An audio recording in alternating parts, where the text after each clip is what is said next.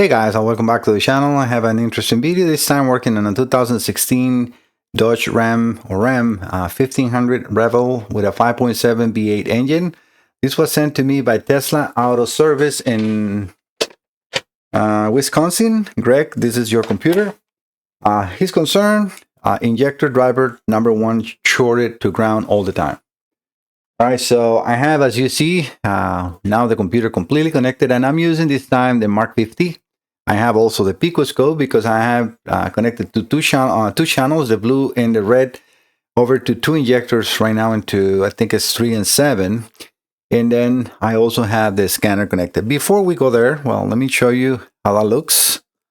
So also, this is a made-out harness that I did pretty quickly for it because, you know, it's pretty impossible to have every single harness for every single vehicle that comes in the door, right? Especially with the manufacturers changing sometimes from 96 to 72 or 60 to 94, and they change completely the layout. So it is really hard to get those. So I decided to use this tool, and I like to use it a lot because it's very modular, and I can, you know, with these connectors that they don't come with this, I make this. And that was a decision that I started looking on what can I use.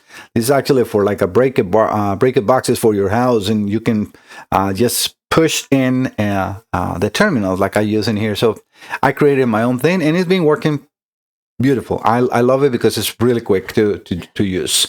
All right, so let's go over to the screen. So let me make sure I have the information that I need to show here. All right, connections. So let me move that circle out of the way. This is a diagram specifically for the car. You can see in there it says it's a 5.7, and it's either 6-speed or 8-speed transmission. For what I'm doing, it doesn't matter, and the connections, at least for these, is exactly the same. All right, so in here we have powers, ASD relay, injectors, camshaft and crankshaft position sensor, the fuel rail, and then the communication. So I used this same diagram, and I added my own notes. So that note on the bottom, all the ones on the bottom, and the 3 notes up in the top, they're all made by me. So powers are in connector C1. So I put the connector in on the top under each of those lines. So power connector in connector C1 and pin 96, that is a B plus terminal 30. For those that, you know, that have followed my channel, they know by now that terminal 30 means constantly battery power. 23 is an ignition, and it's terminal 15. Why is terminal 15? Well, that's across the board, all manufacturers use that, and that's the electronic terminology. So terminal 15 will always, whenever you hear that, that is ignition. And then on the ASD relay, which is the way Jeep names it, is in pin 74, 75, and 76, and I put a line under it because they're shared inside the computer. Obviously is going to have a robust driver or so to provide that power for whatever the computer is actuating through that circuit, but I don't need to put 3 wires. I can just use 1. Ooh. Sorry guys. Grounds in connector C1, 52, 53, and 72, they're shared, and I put a tick mark. The line, they're all shared, and I put a tick mark because if you see the sensor ground on the right side, that sensor ground on 66 on connector C2 is in another connector. Connector C2 pin 66 and 88, they're shared inside the computer, and they're all interconnected with the main grounds. All right, communications on connector C1, CAN high pin 57, CAN low pin 33. I had to stop, my dog didn't want it to stop barking.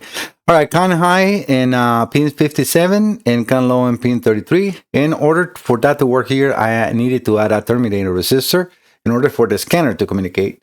5-volt reference in connector C2, pins 67 and 87. The sensor ground we already talked about, and you can see the injectors again. Everything is pretty self-explanatory here.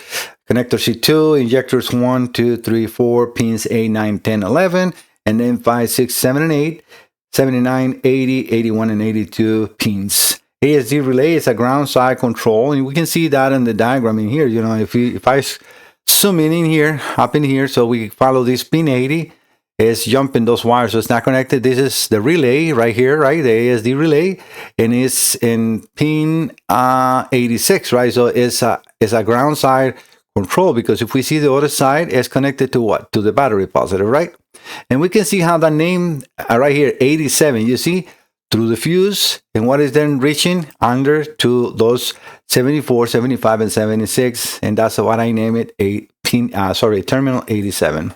All right, so those are in a bit grabs the connections that I have done in here, and I run a wire from each of those pins over to my connections to the MARK50 on these connectors that I put in here very quickly to do. So I am very happy with that. All right, so I have the SUS ready to go connected to the computer just to see if I can have communication, and I do. I did read the bin number and everything is good.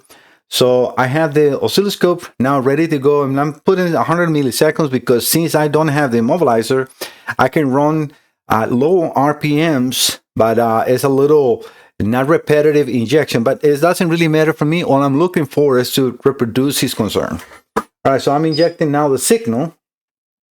So let me go over to the pico so I can see what you guys are seeing. Yes. So we can see two actuations, right? So if I stop it right here, which is a good capture, and this is red channel is into injector 3 and blue channel right now is into injector 7. So I want to start in here so you can see how a normal actuation and the normal reading should do or should be. So right here on the red channel, and I really don't need to put cursors because if you see we have right here the maximum and the minimum in the screen on the blue and on the red. So we can see how the minimum on the blue is 2441, almost the same on the red channel, and then the maximums are exactly the same thing. So we got battery voltage up being pulled to ground, right? The only thing I can, let me just double check. Yeah, we're around 11.2. I can probably raise that. I don't know why it's 11.2, but that's what it is, at least on the pico. All right, so this is with everything stopped. So what I'm going to do is let it run, but I'm going to remove the signal. So right now there is no injection being pulled.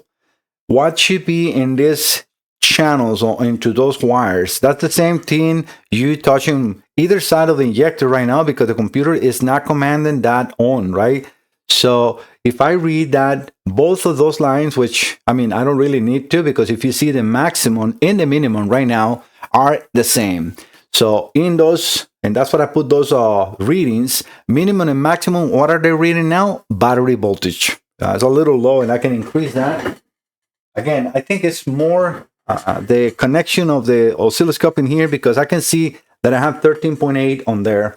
And if we see the scanner also, right at the bottom right on the readings, on the piece that says 13.9. So this is just me ground and where I have the connection on the oscilloscope, but that is okay. So that is telling me that they're not being pulsed. But if I move now the red channel, sorry, the blue channel over to injector number 1, and you can see that in there. Look at the readings on injector number 1 without the computer running. 236 millivolts.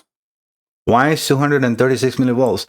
Because it's shorted to ground. So that driver is either shorted to ground or is pulled to ground. Something is wrong. And then the easiest way for me to check every single driver right now to make sure that no other one is shorted is just touching. So I'm going to injector 2. And I'm using the red channel. So keep looking at the minimum and maximum on the red channel. I'm going to keep that one on the blue for the injector 1. So I'm going now to injector number 3. We were there, and we can see battery voltage. Injector number 4. Battery voltage. 5. And the reason is minimum is goes to less because I am, moving the pin, right? So I'm going to 6. Battery voltage. 7, we saw it running, so we know it's good. Battery voltage. And then 8. Battery voltage. So without a doubt, this is to confirm Greg diagnosis, and now I need to see if I can correct this on the computer. So I'm going to show you, because I have this computer already open. Let me remove the oscilloscope out of here and the SUS, so you get to see more. I can turn this off because I'm going to switch or flip the computer, not switch, to show you how that computer looks on the other side. So what I'm going to do now, and I have already marked, as you can see here, because I've been working on the computer, and I can tell you that we have old injectors, and I'm actually marked this wrong because this actually is 96 in here and 74, if I remember properly, or 73 in here. So the injectors are actually in the pins, on these lower pins and not in these upper pins. These are correct, but these are the ones that I'm worried about because injector 1, injector 2, 3, and 4 are in this side here. So that's what I'm going to work on now, and this is how I actually work. So what I do is I get a third hand, and I have moved away. So let me just get it so you guys can see how I work in here.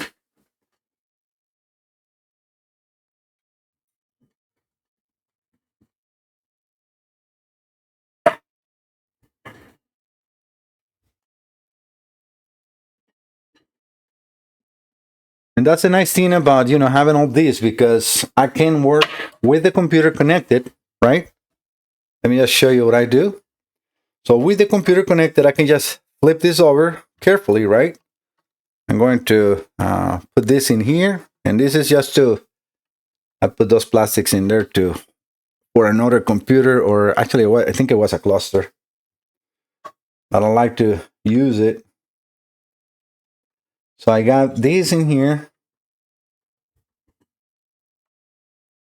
And the nice thing about those is now that I can, bend them. If I can, this is a little longer. I need to get another shorter. But you see, my idea or my goal is to actually be able to hold this kind of like in this position. I can either do it here, which actually it works too. This might be a little thicker. But you see, I can work now and power at the computer because I have all those connectors in there. Just gotta be careful. This is pushing a little bit on the computer.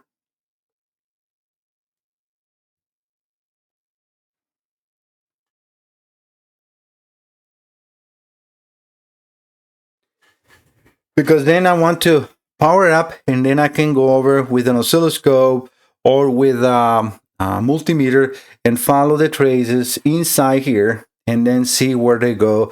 Most likely these are going to be my injector drivers, and these are most likely the coil drivers.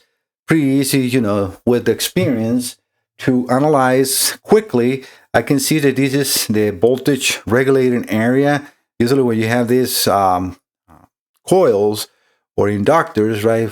Either way is correct. You will have the voltage regulator. You have the big capacitor and under the board, right? Because this is just the one side that we can see. In order to see the other side, we will have to not even desolder, because this is not really soldered. They're pushed in, but it's a way that they're doing it now. So this will not come really easy out. So hopefully all these side is the only side that I need to work on it. And then we can go from there. But yeah, as you can see, yes, always be careful when you open these computers, and I would recommend not to do it, because these computers, the board is really close to the edge. It's pretty easy with anything that you stick in here to push or damage the board, and there's very close components that are very hard to get or impossible to get. So be careful if you're going to try to open a computer like this. All right, guys, I hope that you like the content right now. Let me hopefully see if I can make it work. Otherwise, this will be part 1, reproducing the customer concern. We definitely know that we have a short. So if it's something, I think that I do have these drivers here. If I can do it, I will come back. Otherwise, I will be seeing you in part 2. All right? See you next time. If this is the end, please don't forget to subscribe. That helps my small channel a lot. If you have any computers that you need to send for repairs, and I haven't shown on this video, but if you want to send anything to repairs, that is my website, MikeSalazarDiagnostics.com. Yes, my name is spelled M-A-I-C. It sounds as Mike. So the same thing, the same name that you are here. If you see the channel name, just copy that. And I'm going to put my website in the title of this video, so you can copy it from there and then open it up in any of the browsers that you wish to use.